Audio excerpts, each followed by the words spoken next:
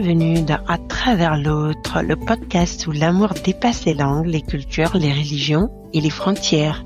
Je suis Mrs N et 2 fois par semaine, on explore ensemble les joies, les défis, les incompréhensions, mais aussi la richesse des relations amoureuses, en particulier quand elles réunissent 2 cultures différentes. Installez-vous, ouvrez votre cœur, c'est parti pour un nouvel épisode.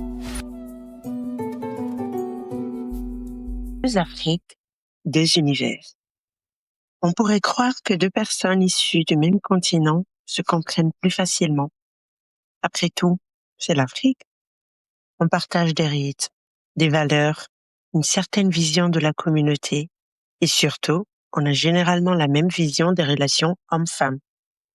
Et pourtant, parfois, 2 Afriques ne se reconnaissent pas. L'un vient d'un peuple très structuré, l'autre d'un monde un peu plus libre. L'un pense que l'homme doit toujours prendre des décisions, l'autre a été élevé par une mère seule et forte. L'un parle sa langue maternelle comme une évidence, l'autre n'a jamais appris la sienne. Dans un couple africain biculturel, je répète, un couple africain biculturel, les différences peuvent être subtiles mais profondes. Elles touchent aux traditions, au rapport à la parole, à la place de la famille, à la façon d'aimer, d'élever les enfants, de tenir la maison, de gérer les finances, à la religion et au rôle de la femme et de l'homme dans le foyer. On croit être proche, puis on réalise qu'on vient d'univers presque opposés, que les gestes d'amour n'ont pas la même signification, que les silences ne veulent pas dire la même chose.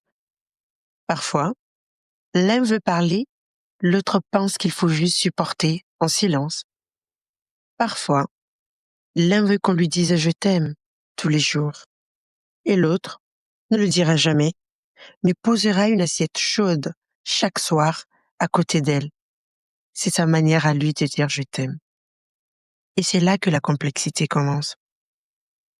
Parce qu'inconsciemment, on attend que l'autre fonctionne exactement comme nous. On veut être aimé à notre façon, pas à la sienne.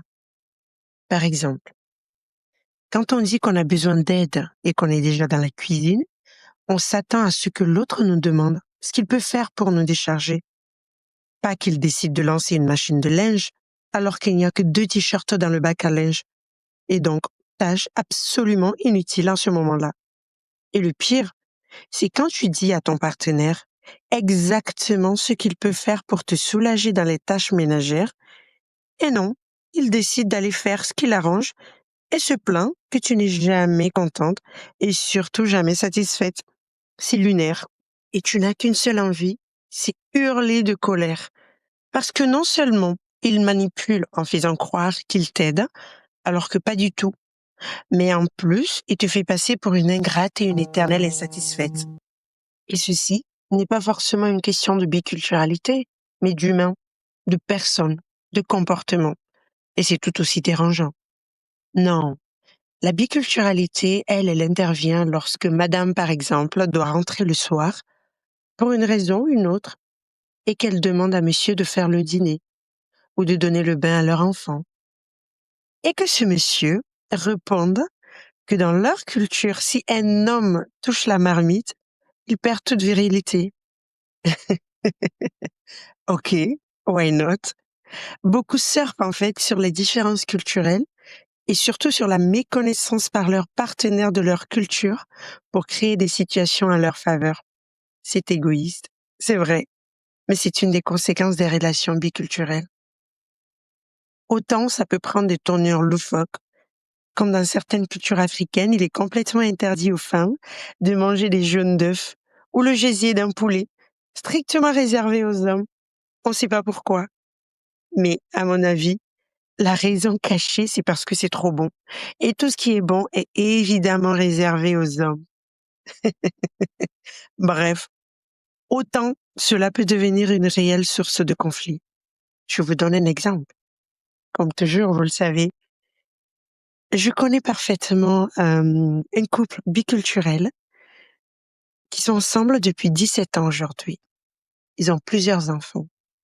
Lui, il vient de l'Afrique centrale, intellectuel, et elle vient de l'Afrique de l'Ouest, intellectuelle également. Vous me direz, jusque-là, tout va bien, on reste en Afrique, les deux sont intellectuels, et ils vivent tous les deux en Europe. Ils se sont rencontrés là-bas, évidemment. Alors, monsieur, malgré son intellect très développé, est passionnément lié à sa culture, mais l'a caché, ou plutôt, ne l'a pas fait ressentir pendant toutes ces années à madame, qui, elle, est du genre très connecté, religion. Monsieur, catholique, madame, musulmane. Et ces deux-là, ça va faire des étincelles. Ne ratez pas le prochain épisode. Merci d'avoir marché un instant avec moi à travers l'autre.